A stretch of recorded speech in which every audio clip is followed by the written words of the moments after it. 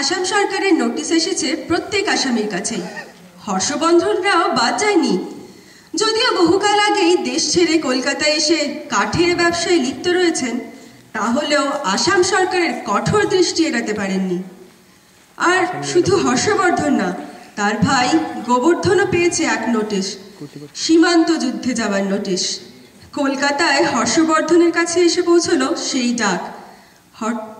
হর্ষবর্ধন কিন্তু বললেন, শুরু হচ্ছে শিবরাম চক্রবর্তীর লেখা গোবর্ধনের কেরামত।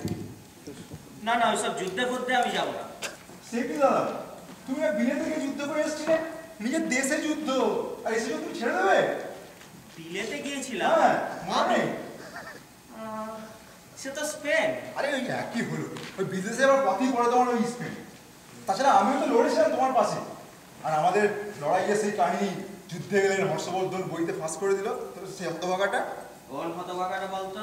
আরে ওই যে তোমার সেই পেয়ারের কি নাম বলো না, চক্রবর্তী। চক্রবর্তী, ও হ্যাঁ, আমিও পড়েছিলাম বইটা। হ্যাঁ, তোমাকে দিয়েছিল তো। লোকটা ভারী বাড়িয়ে লেখে মাইরে, গাঁজা টাজা খায় না, ভুলভাল গেজায় মনে। যাই হোক, সেটা কথা না। কথাটা হচ্ছে চিরকালের আমরাই ঘুরতে যাবো। তা বটে, তখন ইয়ং ছিলাম, লড়াই করেছি। এখন এই বয়সে আর যুদ্ধ বুদ্ধ হয় না, ও তো বন্দুক তুলতে গেলে উল্টে পড়ে যাবো। তার উপর আবার মার্চ পাস্ট, সব তো এখন পাস্ট। সব মার্চ পাস্ট হয় না বাবা। তার উপরে গরম পড়ে গেছে, যা বলেছো, মার্চ মাস এসে গেছে। তবে আর এখন যারা যুবক, মানে নতুন ছেলেপুলে, তারা যুদ্ধে যাবে। আমরা তো সেই সব যুদ্ধের খবর এই কাগজে পড়বো, আর না হলে সেই চক্রবর্তী তাকে বলবো বই ভর্তি করে গল্প লিখতে, সেই বই পড়া যাবে, শিখে যাবে। আর তারপর এখন তারাই তো লড়ছে, সেই জওয়ানেরা।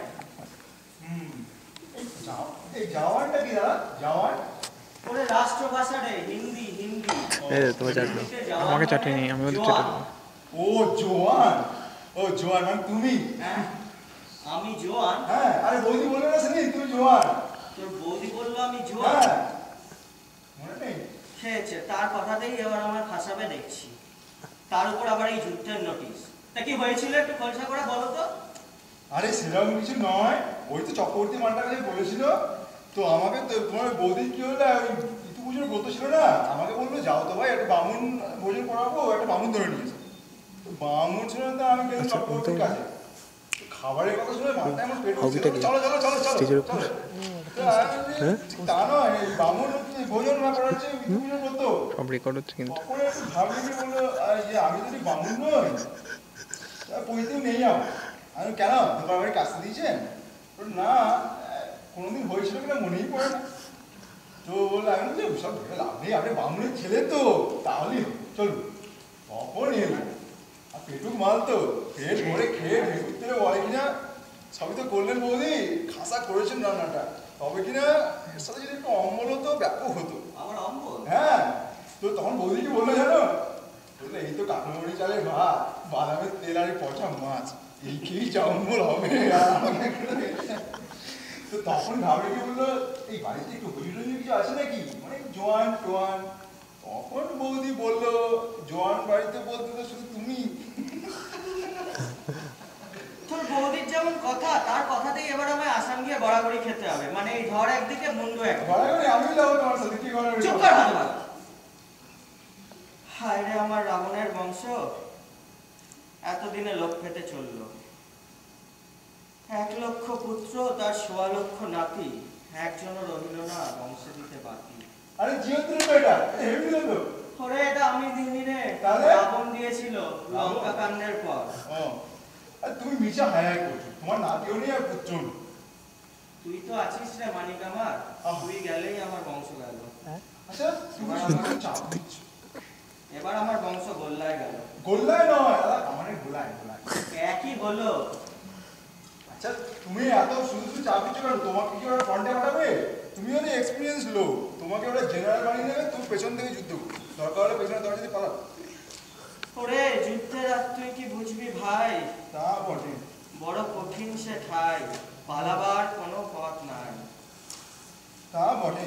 যাকে নোটিশটা একে লিখেছে বলতো? হ্যাঁ এই যে তোমার ওরা পাঠিয়েছে, ওরা একটা ওই গোখেল রোডে একটা ঠিকানা দিয়েছে, রিক্রুটিং অফিসের ঠিকানা। 10টার সময় যেতে বলেছে, একটা জেনারেল ইন্টারভিউ, তারপরে মেডিকেল এক্সাম, তারপরে আর যদি না যাই? বলেছে পেয়াদা পাঠিয়ে পাকে নিয়ে যাবে। আর যদি পালিয়ে যায়? পালিয়ে যাবে, হ্যাঁ? ভুলিয়ে বেরিয়ে যাবে, পুলিশ নিয়ে যাবে, পুলিশের কুত্তা।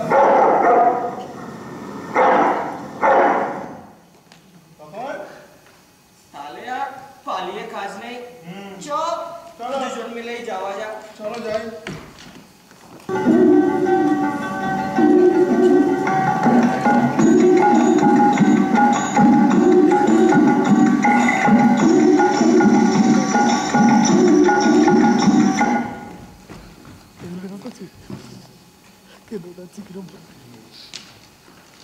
উল্টো দিয়ে পড়তো পড়তো সেটাও রেকর্ড হতো।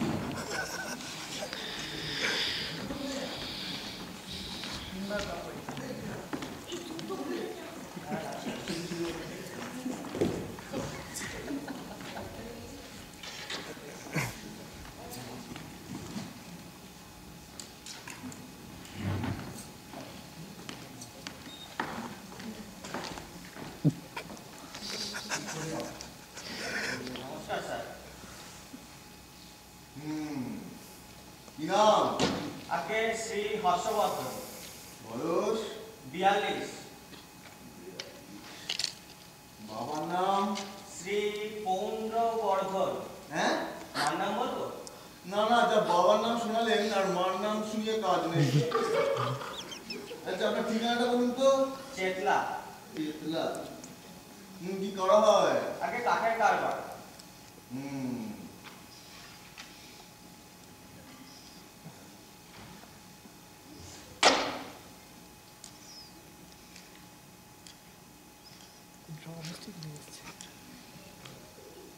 ভারতের সেনাবাহিনীতে যোগ দেয়া যে গর্বের বিষয়, সেটা কি মনে করেন?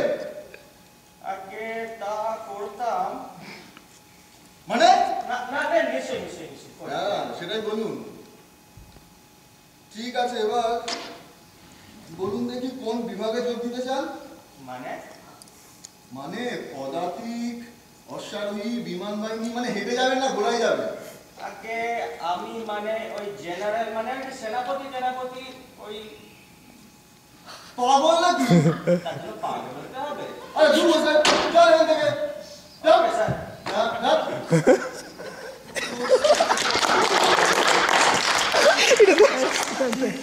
চলে Next.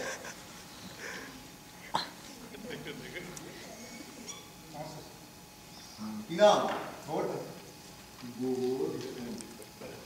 বয়স? বাকি সব ওই আমাদের তাই তো, ওই বাবার নাম, ঠিকানা, কাকের কারবার সব দিত ওই।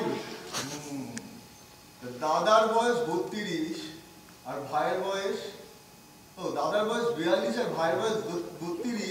তো মাঝের 10টা কাল কোথায় গেল?